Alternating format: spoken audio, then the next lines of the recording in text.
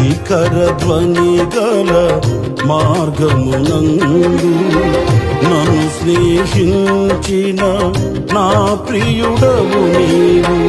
కలనైన మరువను నీవు నడిపిన మార్గం, క్షణమైన విడువను నీతో సహవాసం.